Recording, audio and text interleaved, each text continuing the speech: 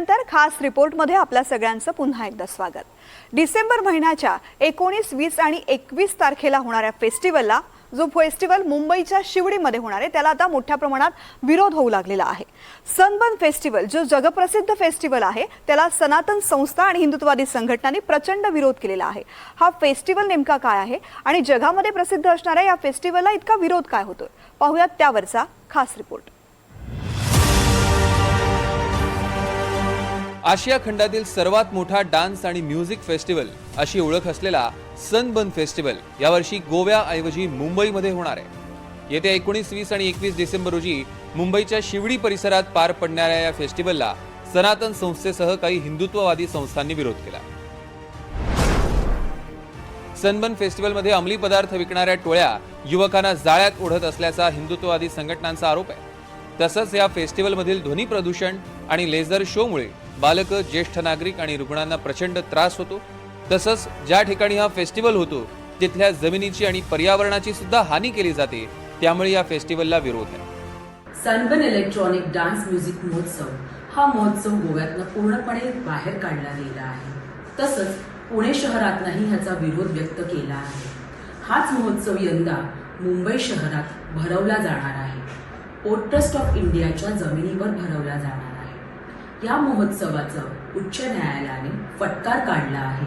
तसंच या महोत्सवामुळे शासनाचा कर बुडला गेला आहे आणि त्याहून अधिक महत्त्वाचे म्हणजे युवा पिढी आणि अंमली पदार्थ सेवनाचे असे अनेक दाखले वर्तमानपत्रातून आपण सर्वांनी वाचले आहेत। हे आणि असा हा महोत्सव यंदा मुंबई शहरात भरवला जाणार आहे, त्याच्यामुळे मला अत्यंत खेद होत आहे। म्हणूनच मी स्वतःहून जाऊन ह्याचे विज्ञापन पाहिले तर यंदा मुंबईत होणाऱ्या ह्या महोत्सवाच्या विज्ञापनामध्ये 12 वर्षाच्या मुलांना प्रवेश देण्यात येत आहे आणि त्याहून अधिक म्हणजे ट्यूबॉग नावाची मद्यपान उत्पादक कंपनी याचेही विज्ञापन आणि port trust of India infinity बेचा पत्ता सुद्धा या विज्ञापनामध्ये आहे। हे सर्व बुद्धी पलीकडे आणि खूप अघोरी असे आहे।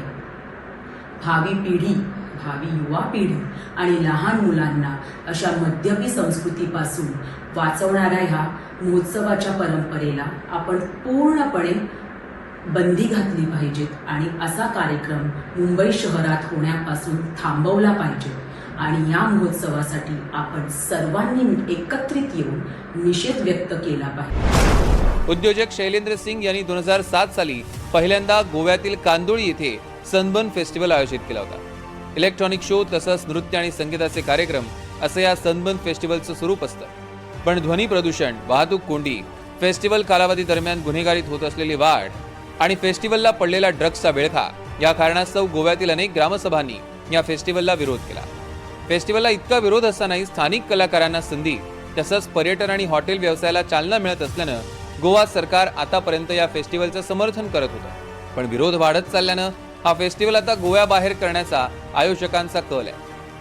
वादग्रस्त असा सनबर्न कार्यक्रम जो आहे तो मुंबईमध्ये होतोय आणि मुंबईतल्या शिवडी परिसरामध्ये हा कार्यक्रम प्रस्तावित असून आपण या ठिकाणी बघतोय त्याची जी तयारी आहे ती आता सुरू झालेली आहे।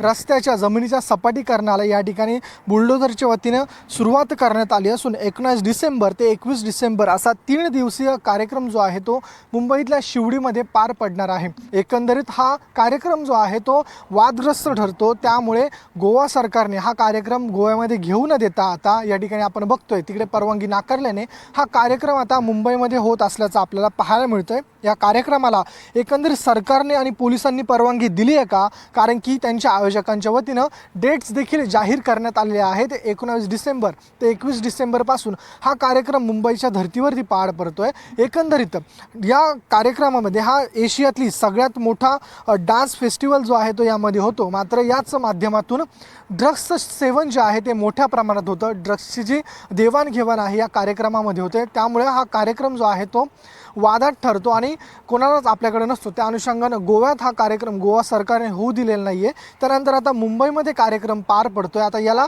सरकारने परवानगी दिली आहे का असा प्रश्न या निमित्तानं उपस्थित होतोय। यापूर्वी 2016-17 साली पुण्यात सनबर्न फेस्टिवलचं आयोजन करण्यात आलं होतं, पण स्थानिकांच्या विरोधामुळे त्यावेळी हा फेस्टिवल होऊ शकला नाही. आता मुंबईतही या फेस्टिवलला विरोध वाढतोय, पण सरकारनं अद्यापही याबाबत आपली भूमिका स्पष्ट न केल्यानं मुंबईत ठरलेल्या मुदतीत हा फेस्टिवल पार पडणार का याबाबत संदिग्धता आहे. प्रतीक गणकवार, NDTV मराठी, मुंबई.